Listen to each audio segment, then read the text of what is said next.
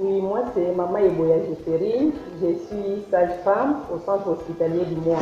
Aujourd'hui, je vais parler sur la gestion de la possidence du cordon. En fait, la possidence du cordon, c'est la sortie du cordon hors des voies génitales avant la présentation de la tête, soit du siège. Avant de parler comment j'ai géré la possidence du cordon, permettez-moi d'abord de vous dire ce qu'on faisait avant la formation à Sony. Je me rappelle, avant la formation, on avait reçu une femme avec possidence du cordon. Lorsque la femme était arrivée, on ne savait plus rien quoi faire. Alors on avait amené directement la femme à la salle d'opération, on a fait la césarienne. Et je me rappelle aussi d'autres femmes qui étaient arrivées avec la possidence du cordon qu'on avait transférée. Et on ne sait pas ce qui était arrivé à ces femmes-là en cours de route. Mais après la formation en Sony, on avait reçu une femme, une geste, donc la femme qui était venue accoucher pour la première fois. Elle avait une grossesse gémellaire avec la poche des œufs qui était déjà remplie à partir de la maison. Lorsque la femme est arrivée ici chez nous, elle avait au moins 4 cm de dilatation du col. Alors on a reçu la femme, elle a travaillé, mais lorsque la femme a atteint la dilatation de 6-7 cm, on a remarqué qu'elle a fait la possidence du cordon. Et cette possidence du cordon était due du fait que la tête de l'enfant n'était pas bien fixée. Ça laissait un peu de l'espace, ce qui a fait que le cordon était sorti avant la tête.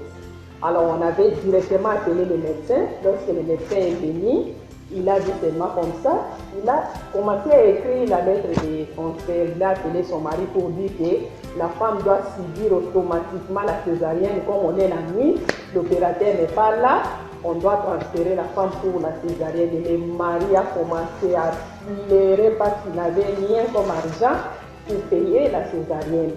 Lorsque le médecin faisait les transferts là, en même temps, moi j'ai palpé les cordons, j'ai senti que les cordons passaient encore. Alors j'ai demandé aux sages-femmes qui étaient à côté de moi de m'aider à mettre la femme en position de Trendelenbourg, c'est-à-dire se relever un peu les pieds, comme ça la femme serait un peu inclinée comme ça pour permettre à la tête de se dégager en train de refouler les cordons. C'est ce que j'avais fait, les cordons étaient sortis, une partie était à 9h, une autre partie à 6h. Alors j'ai essayé de refouler la partie qui était à 9h, ça n'a pas tenu. J'ai essayé de ramener petit à petit la partie qui était à 9h là jusqu'à la partie qui était à 6h. J'ai passé encore les cordons passaient toujours. Alors à partir de 6h là, j'ai pris tous les deux parties, j'ai commencé à refouler. Je me dis que ce n'était pas facile. Parce que j'ai refulé, les cordons sortaient, j'avais l'impression comme si les cordons allaient me rompre entre les mains. Mais je me suis forcée à refuler jusqu'à ce que j'ai tout refoulé dans le corps de la femme. Alors, quand j'essayais de faire sortir la main, les cordons aussi sortis. J'étais obligée de rester là-bas depuis la dilatation de 7 cm jusqu'à la dilatation complète. J'ai changé de position et j'étais là. À la dilatation complète, lorsque j'ai vu que la dilatation était complète, j'ai demandé maintenant à la femme de pousser. Lorsque la femme poussait, la tête descendait, moi aussi j'ai profité pour refouler les cordons. Lorsque la tête descendait, j'ai refulé les cordons ainsi de suite jusqu'à ce que je ne sentais plus les cordons au bout de mes doigts. Alors, le premier enfant est sorti, le deuxième enfant est sorti sans problème. Alors, je vous dis, il y avait eu la joie dans la salle avec les autres sages-femmes qui étaient. On a sauté déjà, on a commencé à chanter. Et si nous avons réalisé tout cela, c'est grâce à la SCOSAD. Si nous avons réussi à réaliser ça, c'est grâce à Sony. Si Sony n'était pas là, on n'allait pas réaliser ce qu'on a pu réaliser ici. Et on a appelé les papas. Les papas pensaient qu'on l'appelle pour prendre le transfert. Les papas refusaient de venir. On a insisté, papa vient, tes bébés sont là. Il n'arrivait pas. Il est venu là, ses bébés. Les papas étaient là. Donc il ne savait même pas quoi dire. Il était plein de joie. Il a commencé à prier, à remercier Dieu. Nous aussi, on était là. On était vraiment tout contents. Et je lui dis, ça fait plus de 20 ans que je suis sage-femme. Et c'était ma toute première fois de réaliser ce que j'avais réalisé ce jour-là. En tout cas, les mots me manquent. Comme je suis là, je ne sais quoi dire. Les mots me manquent pour exprimer ce que j'avais ressenti à ce moment-là. De voir que j'ai réalisé ça. En tout cas, il faut seulement être moi pour comprendre ce que j'avais ressenti ce jour-là.